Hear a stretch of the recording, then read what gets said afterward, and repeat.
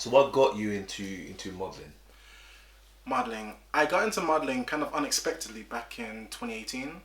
It was mainly due to the influence of one of my good friends that just looked at me one day and said like, bro, like you should definitely try to get yourself into modeling. And I just saw that as a very unbelievable kind of thing. The type of thing that only certain special individuals could do. And in saying that, I didn't think of myself as a very special individual. So I deterred it, pushed it off for a while. But then I just got pushed into it because I was taken to so many different events with my friends, going to agencies, taking photos, starting to build my Instagram. Then, eventually I started to get some traction, gained followers, got noticed, then eventually got signed. So right now I'm at the point where it's still in disbelief to me, but I am a model and there's people that actually resonate with that and literally say I'm such an uplifting individual for them. Like I've inspired so many people and I didn't even know that. It's just the messages that I get through sometimes. It just warms my heart and forever assures me that what I'm doing is a beautiful thing. Did you have love for fashion, or was it just something that? I generally did have love for fashion, yes. It's something that I always wanted to do, especially because as a larger individual, for the years that I've been in the UK as well, from my early teens, it's not really been a place where they have like anything above XL. I'm a 3XL. I even wear size 15 shoes. I'm a 48 waist. I could not walk into a store. There was a few places, maybe Giacomo. That was it back then for me. Or most of the times I have siblings over the stateside who would send me something. So that was about it. Yeah.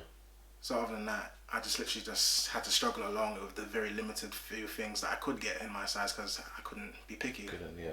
How's the culture and the size differences and the support in terms of modeling plus size?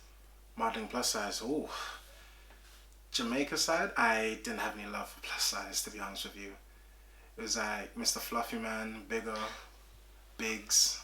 Nothing positive that uplifted me about being of a larger size. Yeah. So that was definitely very negative when it came to my love for myself and my size. Then stateside, which was more so influenced because when I was playing American football, I had a lot of times when I went over and got to play and got to see some different aspects of it, even with some of my cousins, that I realized the love for plus size individuals are so much better over there. I could go into more stores, I could find my size. There are a lot more people that looked like me in different fields like music, sporting, fashion, modeling. I felt a little bit more at home whilst there. It was short-lived, but it was very enjoyed. And now that you're here, what's the difference? The difference? I would say people are a lot more in your face. They're a lot more colourful with their personalities, if I don't know, describe that properly. Everyone's very expressive. You know where you stand. Yeah. And it's just, I felt a lot more fulfilled, to be fair. Okay. In the UK, I guess everyone's a bit more passive aggressive in their lane and don't really do much. They mind the business. And you also mentioned obviously that you didn't really get a lot of love in your hometown, Jamaica, right? Yeah, with my parents' hometown. How did you manage to keep level-headed, keep it together, or did you crumble from the discrimination that you got? More so crumble, to be fair. Yeah. Because I don't know, just everywhere I went, I just did not get love like that. I'd just be always having random comments about my size. You shouldn't be eating too much. Need to go out for a quick run or something. Or they're saying like, where's the gym? The gym ain't gonna miss you. Just things like that. There was just not much love. Always just little snide jokes, remarks that were made all the time about my weight. That's why most times I'd wear a towel over myself. I normally would, because it's hot country, can't wear jackets like over here. Can't just cover up, can't just wear black. So I just normally wore towels, cover myself a little bit. Wouldn't be so out with people on the main roads because I just felt a bit ashamed, embarrassed. Okay. Did you get support from your family? Or? My family? Whew. No. I had all that love I had to give myself and I had to just get comfortable with being uncomfortable. Damn. It just took a while until I was able to just be like, I could laugh with it. Someone makes a little joke, I could just laugh with it. Someone try to get at me, I could just laugh about it. It affects me as well. As much as it broke me down, it did build me up. My tolerance to it became quite high. Okay. So what's your mentality now then? Like, how has that shaped you? As it shapes me now. All I said, from a Caribbean background, as most people know from those backgrounds, if you can get it at home, or that verbal abuse, you can take it outside. It ain't gonna affect you. It's gonna bounce off. Now that you're signed, what has changed in your life and what's your vision? What are you trying to do? So what's changed? I'd say general outlook upon myself has changed. Because sometimes, like a good old saying that my grandfather used to tell me, sometimes it takes for another to see for what you cannot. The outside look in is a better perspective of you. And a lot of people have seen things in myself that I have never before. And I've noticed that more so now since getting to modeling and meeting different people, going for test shoots, the few jobs I've already done now, and just my general community around the people I have. It's been such an uplifting one that it's molded me into a much more confident individual. I believe much more so within my own sources, I would say. Yeah, yeah. And was it an easy journey to get signed? Was it an easy journey? No. I started in 2018 going around, pre-COVID, going around to different agencies, taking photos, trying to get signed, and the majority of it was a no's. There was a lot of no's. Oh, why is that? Because they were never really descriptive like what the reason was, but it was just like, you have a good look, but it's just not us. It's not right for us right now.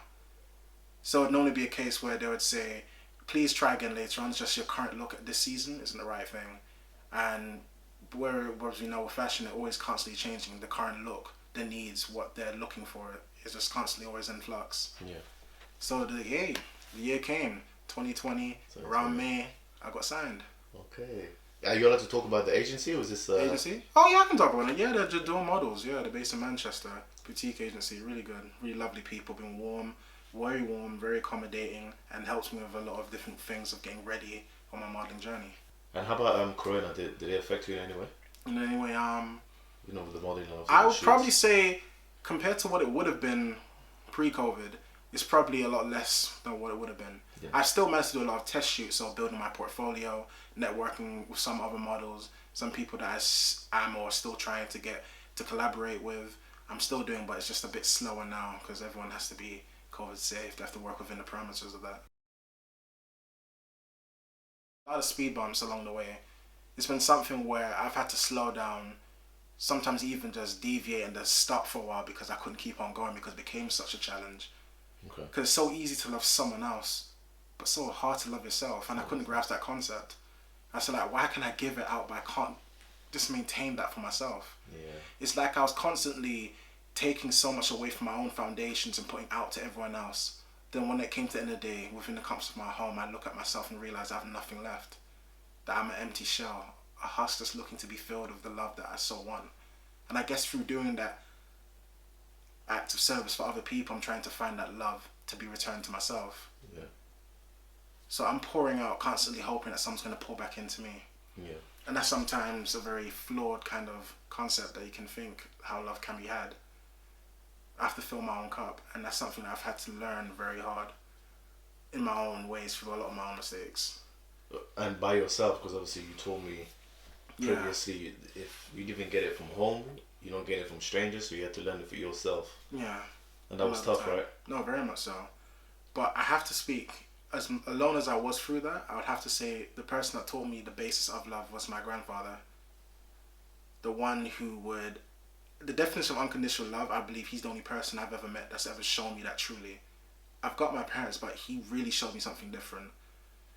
There wouldn't be a day he would falter. There wouldn't be a day he would question me. He would always do the best he could for me.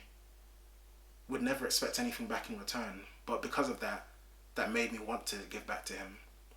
And in return, I always thought love is something like that. You give in the act of being able to have it returned back to you, and vice versa. That's something that's reciprocal. A love that can grow and be nurtured by you both. Never one-sided. That's what I saw pure and very beautiful love to be.